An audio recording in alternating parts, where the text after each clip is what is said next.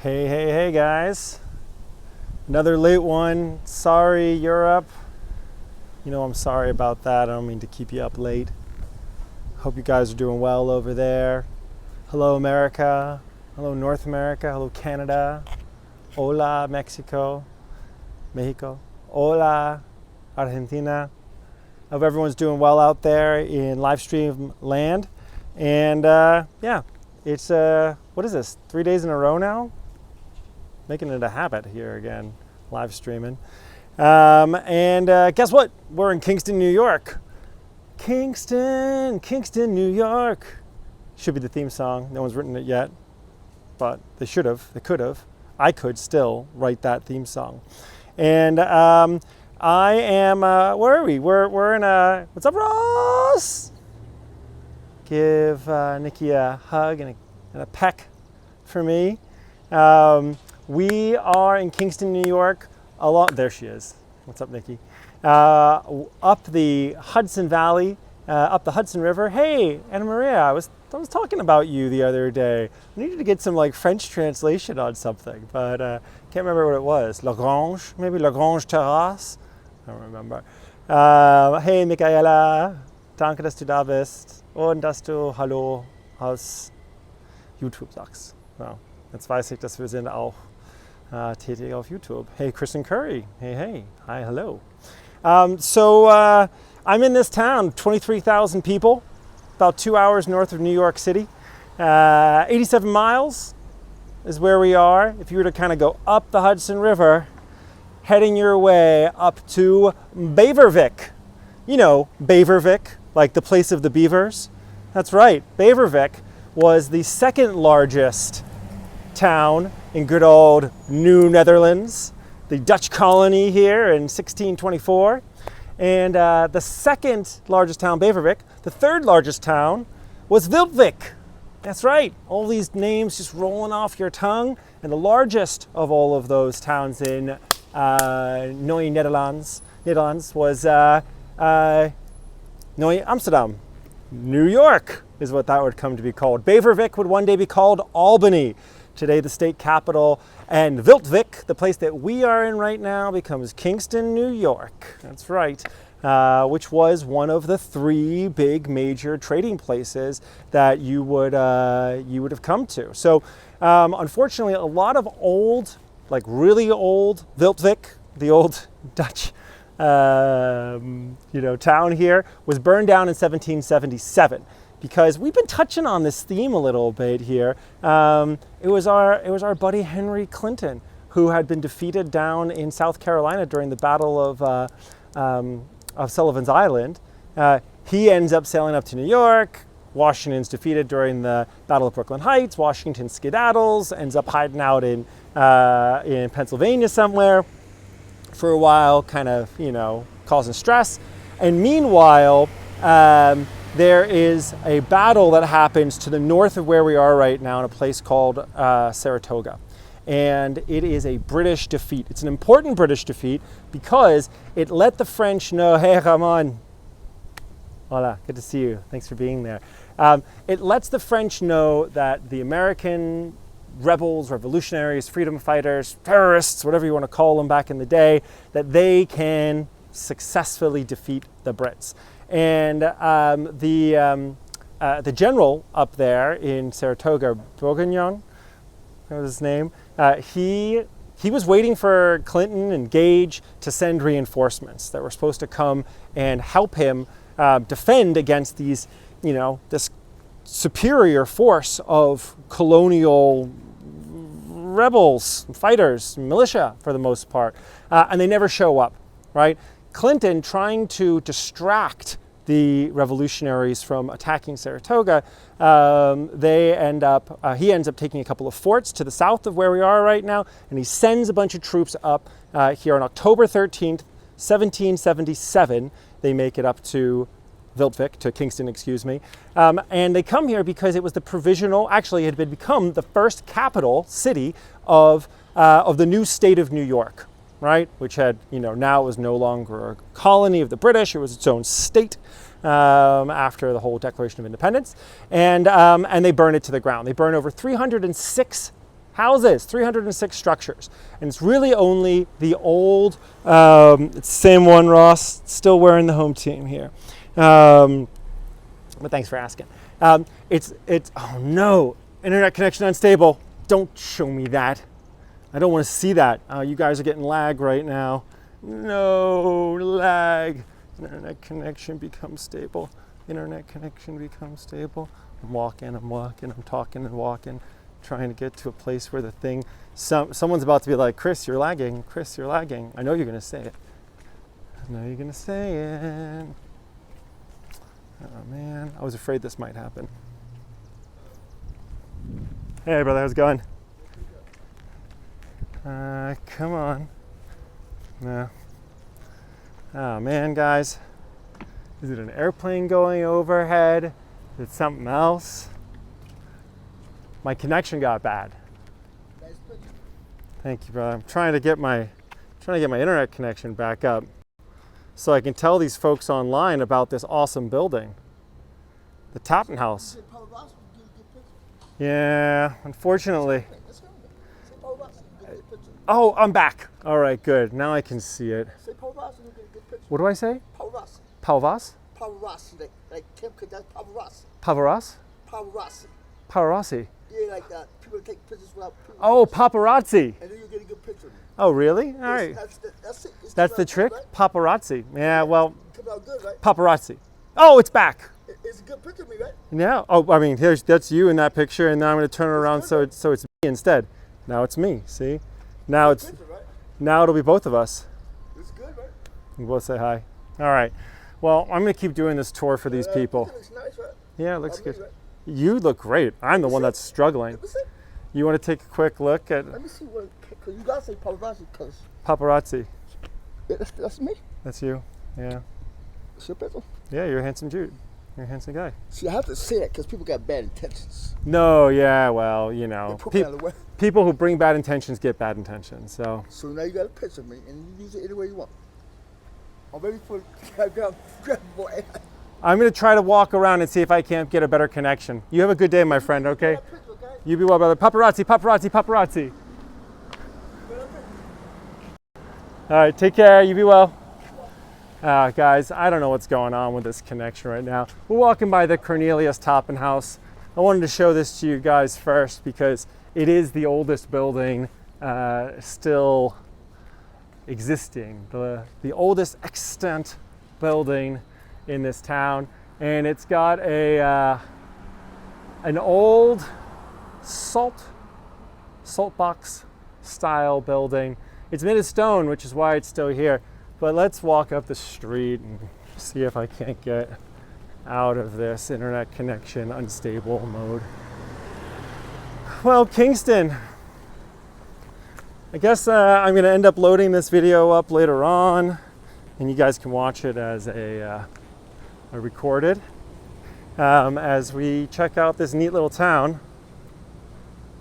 Tage, what's going on, buddy? Sterling, I really appreciate your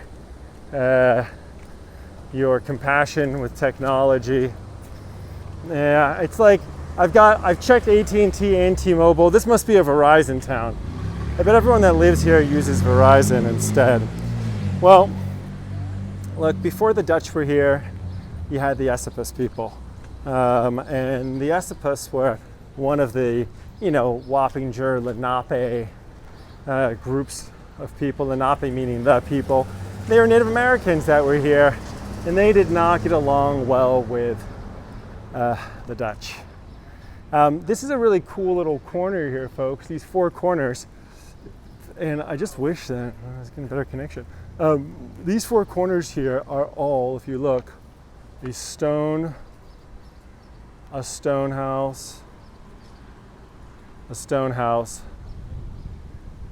and a stone house. And this is the only place in the entire country where you have four stone original homes, Dutch houses, all on the four corners of the street. So it's a one-off. It's a rarity. Just these four here. Yeah.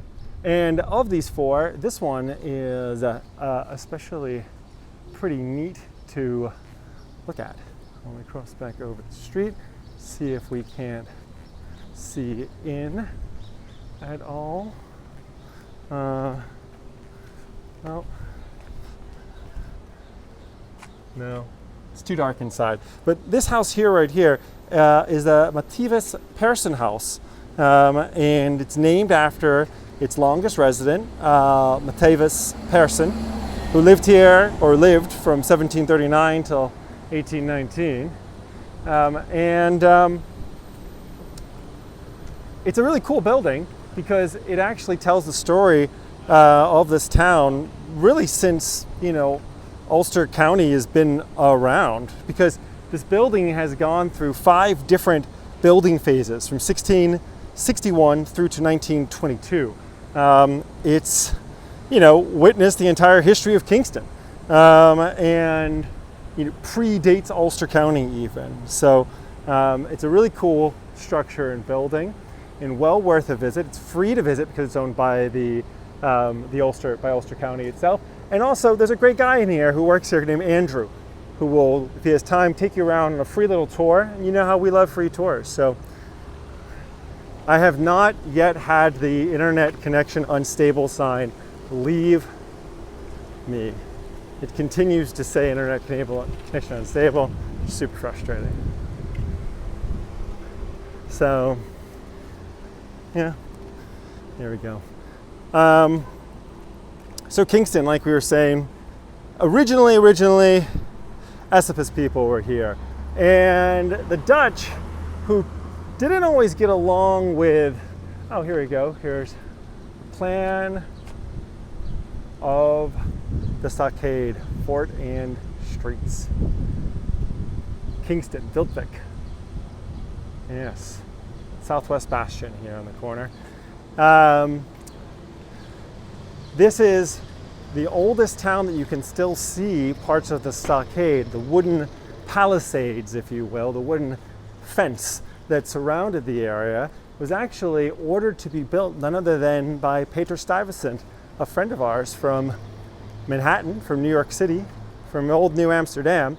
It's Peter Stuyvesant who was the Governor General of New Amsterdam, and he comes up here after the Dutch settlers have been getting into a bunch of fights with the Esopus people. It was the first Esopus War, where basically the local Dutch merchants who had built a factory here in the predated Wildvik set up from some guy up in Fort Orange, which is what actually Beverwijk was called, or Albany was called before. It was called Beverwijk or Albany. Real quick, take a quick look at this building here. This is the Ulster County Courthouse. And it's a beautiful old Federalist style building. And it's actually one of the oldest existing county courthouses in the state that, anyway, period, that's true. And this particular one has this stone structure, which is really unique. Built in 1818. And you can see up above there's a cupola, and that cupola was added in 1837. There's a neat little plaque out here to the front of it by a woman, or not by, but about a woman, named Sojourner Truth, famous slave of Ulster County, born in Hurley, New York. By the way, Hurley, New York, guys, is directly to the west of us. And on October 13, 1777, when the British do come and burn down the 306 buildings in Kingston that they're gonna savage, the leaders of New York State, the first kind of representatives of the state who've set up and made this the first state capital, they flee west to Hurley, New York. That's where they run to. It's actually that Tappen guy, Cornelius Tappen, who ends up taking lots of the old historic documents, taking them all with him, and bringing all those records to escape with them to Hurley, so the British didn't get their hands on them and burn them. But, back to Sojourner Truth. So what's really neat is that besides being a fervent abolitionist and a black woman and a black parent, she won the first ever lawsuit in this courthouse, the first ever lawsuit won by a black parent saving her son from slavery in Alabama. She was a fervent champion of human rights. She met President Clinton. She served as an advisor at Freedom Village in Virginia, and in her own words explains her triumph. So says the plaque, "I talk to God and God talks to me." All I can say to that is hallelujah. So we'll continue past this 1880 Federalist style courthouse, and we're gonna head down towards a couple of churches. I can't believe that at no point this video has stopped saying internet connection unstable. Still disconcerting knowing that you guys probably can't really hear me or see me right now. How very interesting.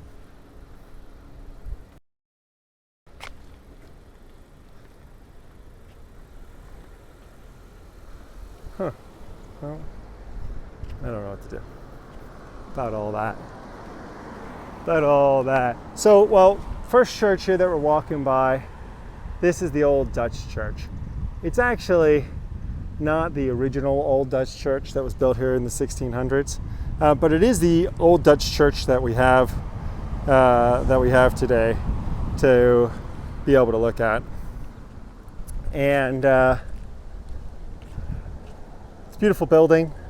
We're going to end up having to come back again and do another live stream from this area, I fear, with a slightly better phone situation.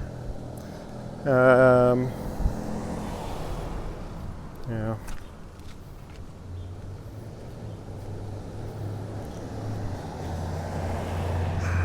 Bunch of famous people buried in this graveyard, but there is one more famous than all the other, and that is the first governor of New York State is in here, George Clinton.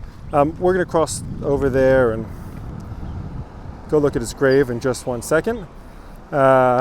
See the building that Rode Lavaliere built and designed. But before we do that and head over there, just a quick look over here to where that congregation actually used to hang out. Before they had that church, they had this church. Today, this Greek Revival building, built in 1833, is actually a Catholic church. It's not a Dutch Reformed church at all. And it is St. Joseph's Church, but it's a beautiful building, which was also used as an armory during the Civil War, and became the city's first Roman Catholic church in 1868. It says I am no longer having internet issues, but so if you guys can see and hear, go on and say hello. And over here, George Clinton. This is where the man, the myth, the legend. The plaque there that we can see on his gravestone. So George Clinton was one of the founding fathers. Him and Jason J were, or John Jay, sorry, not Jason J. Jason J was a guy I rode with.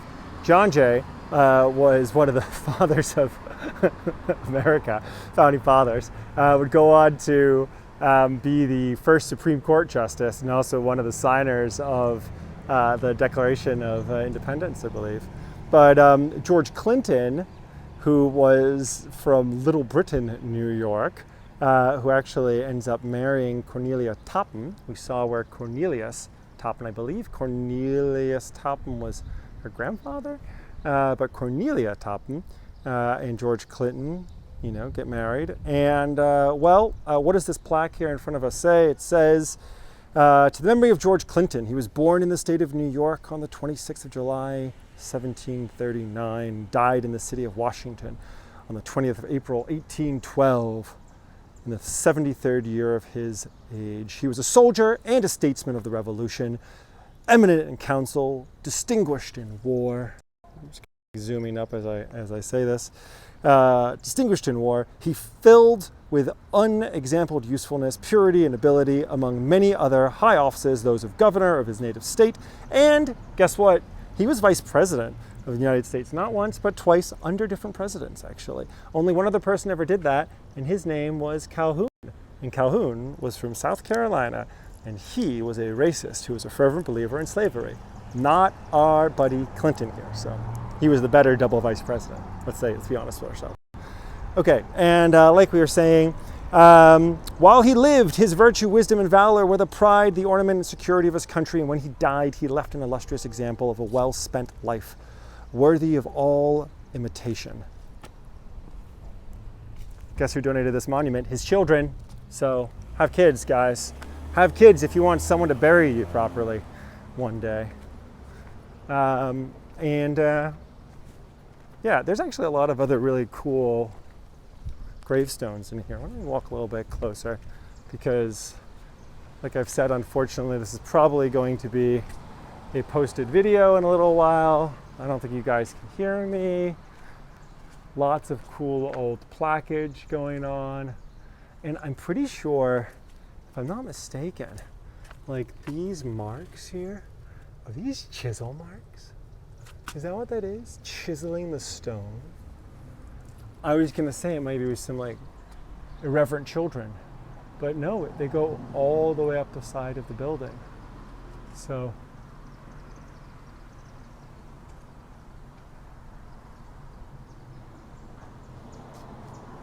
very neat. And there's also a commemoration monument here, or plaque from George Washington, who came here and visited on the 16th of November, 1782. Now that is a year before, more or less a year before the end of World War II, the end of the Revolutionary War. After the Battle of Yorktown, the Revolutionary War was pretty much over, right? Because Yorktown was such a decisive victory. Marquis de Lafayette, we talked about him yesterday. And after Yorktown, it still takes 2 years before the Brits and the Americans figure out how they're going to do this whole end of the war thing. But in the meantime, Washington had come to Kingston, and he looked at the palisades, looked at the stockade, and he commented on how 100 years plus earlier, Peter Stuyvesant, who had his farm in the East Village along the Bowery, the farm, as they would have called it back in the day, commented on what a good idea that guy had and how smart that was to have done that. So to build the palisades, the stockade. You know, it's interesting because Peter Stuyvesant was also the mastermind behind the wall on Wall Street in New York. And that had been built primarily to keep the British from Connecticut from coming and trying to invade New Amsterdam. They never kind of came, but who did come? The Lenapes. And it was totally ineffective. Because if you build a wall across the bottom of an island, you can kind of go around into the water and swim around it. So it didn't really stop the Lenape. Well, the Dutch, this is a cool building. Take a look here, guys. This is the Volunteer Firemen's. There you go. Wrong way though, brother. It's a cool building. The Volunteer Firemen's Department here. And museum, and a little thumbs up. It's always nice, little peace sign. It's closed right now, this place, but if it was open, it's a great spot to come and take a look at some old historic fire trucks. Let's see if we can take a look through the window real quick. If we can see anything in there. I don't know if you guys can kind of get a feeling of what's going on in there or not. I don't really feel like that is a very good view for you.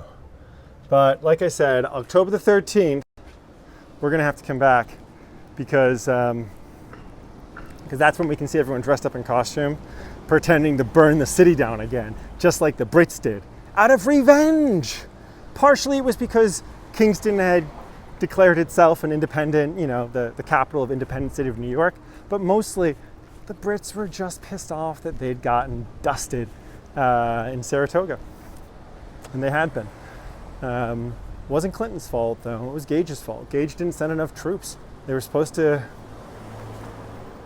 back those boys up north, but didn't happen. Why did they choose Kingston instead of Beverwyck, instead of Albany as the new state capital?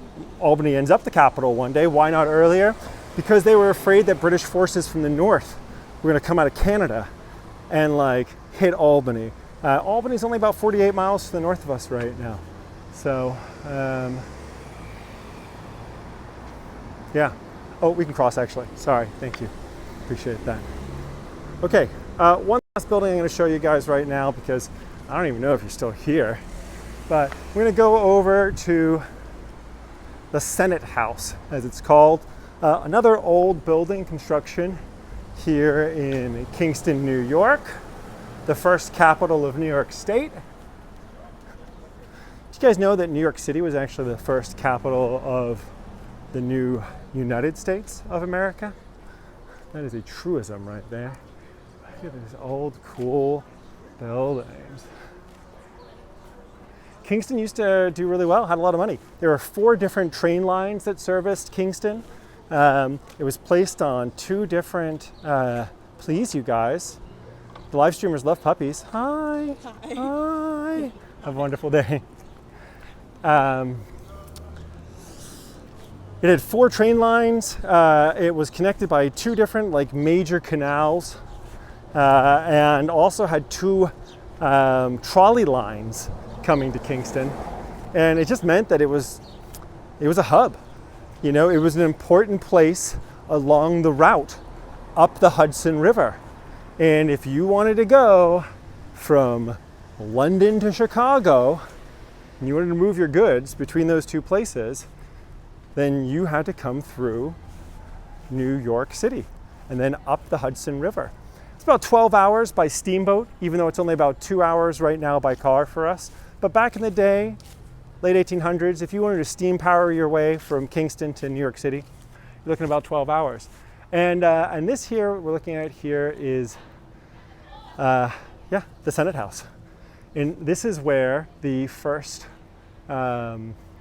independent, non-appointed but elected body of, although maybe they appointed themselves the first time round, of officials would take place and take residence to sign or to draft and incorporate the first New York State Constitution.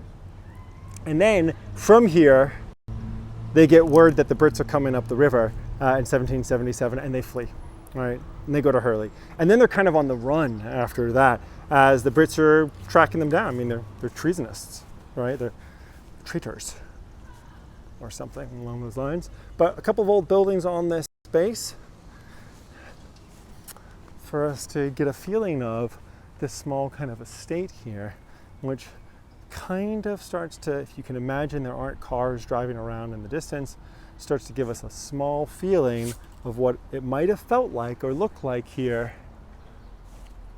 in the 1700s.